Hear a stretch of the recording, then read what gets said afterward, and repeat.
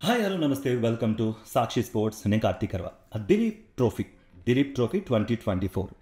ఈ దిలీప్ ట్రోఫీకి మన Indian star ప్లేయర్లు అందరూ అందుబాటులోకి రాబోతున్నారు. దిలీప్ ట్రోఫీ మీకు బయట వైపు చెప్పడం మర్చిపోయాను, అనంతపురంలో జరుగుతోంది. మన ఆంధ్రప్రదేశ్లోని అనంతపురంలో జరుగుతోంది.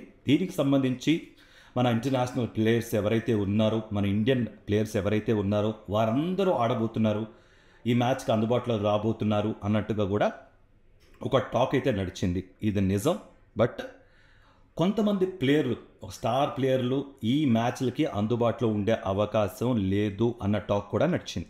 ఈ నేపథ్యంలో క్లారిటీ దీనికి రోహిత్ శర్మ, విరాట్ కోహ్లీ ఇంకా ఇద్దరు ముగ్గురు ప్లేయర్స్ ఆడే అవకాశాలు లేవు అన్నట్టుగా కూడా ఇంకో వార్త వినిపించింది. అవును, అది నిజమే.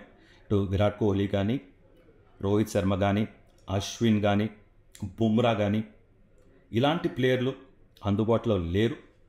ఎందుకంటే దీనిపై ఆల్రెడీ బీసీసీఐ ఒక క్లారిటీ కూడా వచ్చింది. ఇప్పటి వరకు ఇంటర్నేషనల్ ప్లేయర్స్ మ్యాచ్లు ఆడిన సందర్భం ఉంది.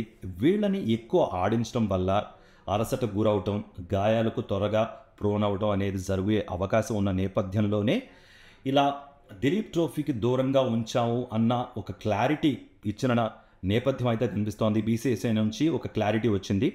అపార్ట్ ఫ్రమ్ దెమ్ ఎవరైతే కోహ్లీ, రోహిత్ శర్మ లేకపోతే అశ్విన్ కానీ, బుమ్రా కానీ, బుమ్రాకు ఆల్రెడీ గాయమైన నేపథ్యంలో కొంచెం రీహాబ్ అవుతున్నాడు. అపార్ట్ ఫ్రమ్ దీస్ 4 ప్లేయర్స్ మిగతా వాళ్ళు సుమన్ గిల్ కానీ, ఇషాన్ కిషన్ కానీ, కేఎల్ రాహుల్ కానీ, మొహమ్మద్ షమి కానీ, సిరాజ్ కానీ వీళ్ళందరూ దాదాపు ఈ అందరూ సీనియర్ ప్లేయర్స్ అందరూ ఆడుతున్న పరిస్థితి అయితే కనిపిస్తోంది. సో వీళ్ళు రాకపోవటం అనేది అనంతపురం వాసులకి లేకపోతే దిలీప్ ట్రోఫీ వీక్షకులకి నిజంగా ఒక బ్యాడ్ న్యూస్ అనే చెప్పాలి. మిగతా ప్లేయర్స్ రావటం వల్ల అక్కడ కొత్త వాతావరణం, కొత్త సందడి నెలకొనే అవకాశం ఉంటుంది. ఎందుకంటే మన అనంతపురంకి ఇంటర్నేషనల్ ప్లేయర్స్ రావటం, వాళ్ళని దగ్గరగా చూడటం, వాళ్ళని చూసి మనం ఎంజాయ్ చేయటం, మ్యాచ్ని ఆస్వాదించడం అనేది నిజంగా మెమరబుల్ మూమెంట్ అనే చెప్పాలి. So stay tune to Sakshi.